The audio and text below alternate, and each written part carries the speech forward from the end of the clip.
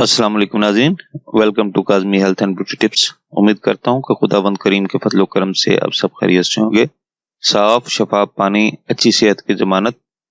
नाज़रीन, पानी जो आप पीते हैं, जिससे धोते, नहाते, कपड़े और बर्तन साफ करते हैं, जरासीम से लदा होता है।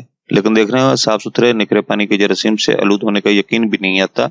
लेकिन ये साफ पानी टाइफाइड, हैजे, वर्म, जिगर और पेचिस के जरासीम से भरा होता है। नाज़रीन, ये पानी से फैलने वाले अमराज कहलाते हैं।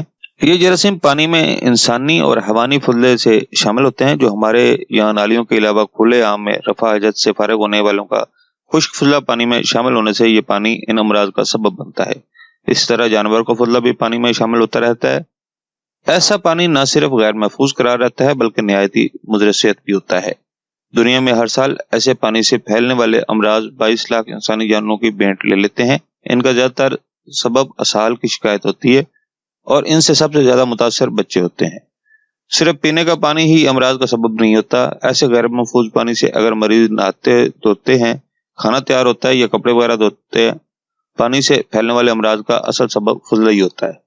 जो खैर महफूज पानी और दुलिया अशिया, फलों, सब्जियों के जरिए से मुंह के रास्ते मैदे में पहुंचता है, ये जरासीम हाथों के अलावा जानवरों, कीड़े मकोड़ों और मुख्तलिफ अशिया पर जमी धूल वगैरह से भी इंसानों में मुंतकिल हो जाते हैं, जो कि बादअज़ां बेहद नुकसान का सबब बन जाते हैं।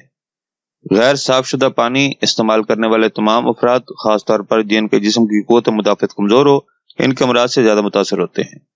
सबसे ज्यादा खतरे में नन्हे मुन्ने छोटे बच्चे, बूढ़े और कमजोर क़ुव्वत मुदाफ़त रखने वाले अफराद शामिल होते हैं। घर के सरबराह के लिए जरूरी है कि वो घरेलू व ज़ेरे इलाज मरीजों को पानी से फैलने वाले अमराज से महफूज रखने की पूरी कोशिश करें। इस तरह ये अफराद ऐसे अमराज से 50% महफूज रहेंगे।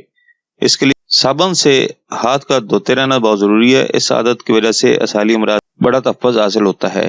हर उस शख्स को जिसे अपनी सेहत अजीज है, साफ सुथरा पानी पीना चाहिए। यही पानी दीगर मकासद के लिए भी इस्तेमाल होना चाहिए। साफ शुदा पानी 24 घंटों के बाद भी साफ रहता है। पिछले 100 बरस से पानी की सफाई के लिए क्लोरीन इस्तेमाल हो रही है। साफ करने के बाद पानी को महफूज बर्तन वगैरह में अच्छी तरह ढक कर रखना चाहिए। शरीयत में पानी के बर्तन ढक कर रखने की सख्त हिदायत है। पानी रखने के लिए टूटीदार बर्तन सबसे बेहतर होते हैं। इस तरह इनसे हाथ डुबो कर पानी निकालने का इम्कान नहीं रहता।